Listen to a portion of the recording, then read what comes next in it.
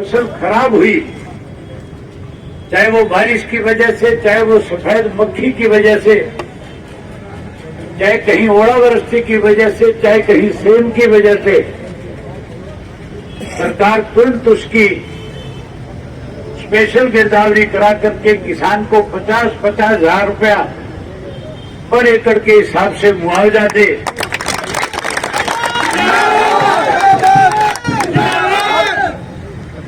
इसके लिए जहां प्रदेश के किसान को आज आपने एक संदेश देने का काम किया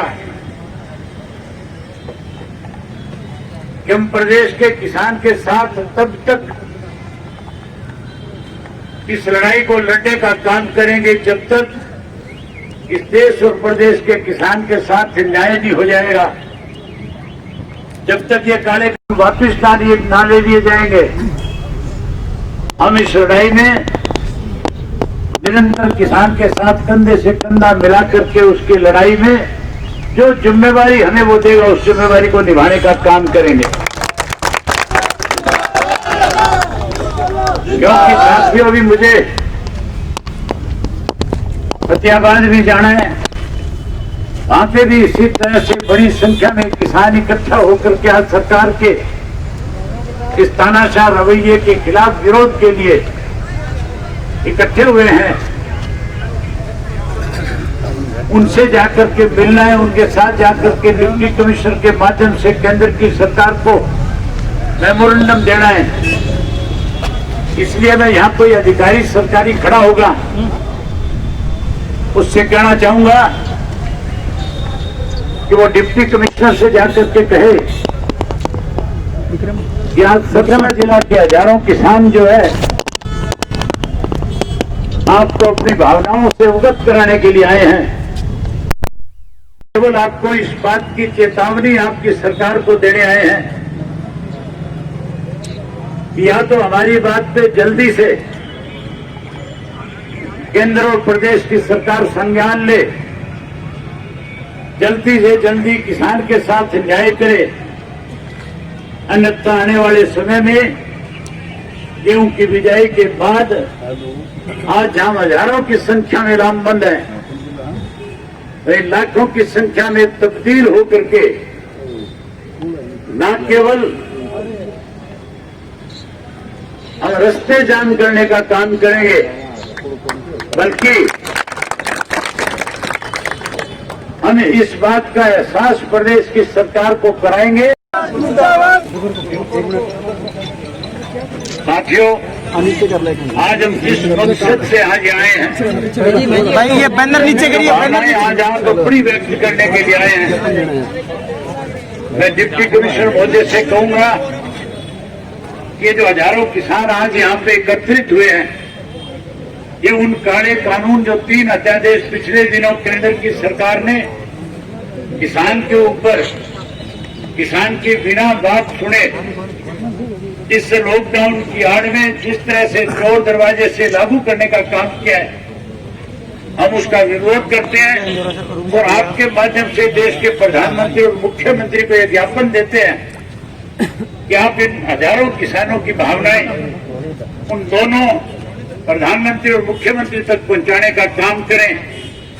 और आपसे हम ये उम्मीद करेंगे कि जहां आप हमारे ये दोनों मेमोरेंडम प्रधानमंत्री और मुख्यमंत्री तक फॉरवर्ड करने का काम करोगे, वहीं हमारी पार्टी के जिला के अध्यक्ष को इस बात से अवगत कराओगे कि हमने आपकी भावनाओं को प्राइम मिनिस्टर और मुख्यमंत्री तक अपने माध्यम से भेजने का काम किया है। मैं आप पे ये लोग जो आए हैं इस मेमोरेंडम के माध्यम से आप पे विश्वास और भरोसा जताते हैं कि आप हमारी भावनाओं को उन तक पहुंचाएंगे। आपने मेमोरेंडम लिया और उम्मीद करेंगे कि आप हमारे मेमोरेंडम को वहां तक पहुंचाने का काम करोगे। एक बार जो लोग आज यहाँ आए उनको आश्वस्त करें कि हम आपकी भावनाओं को प्रधानमंत्री और मुख्यमंत्री तक पहुंचाएंगे। आप सबकी भावनाओं से सरकार को अवगत करा दिया जाएगा। बहुत धन्यवाद। या तो ये काले कानून वापिस ले लिए जाए और अगर सरकार इनको वापिस नहीं लेगी, अगर इसमें अमाइंडमेंट्स नहीं करेगी इसमें समर्थन मूल्य की गारंटी नहीं है।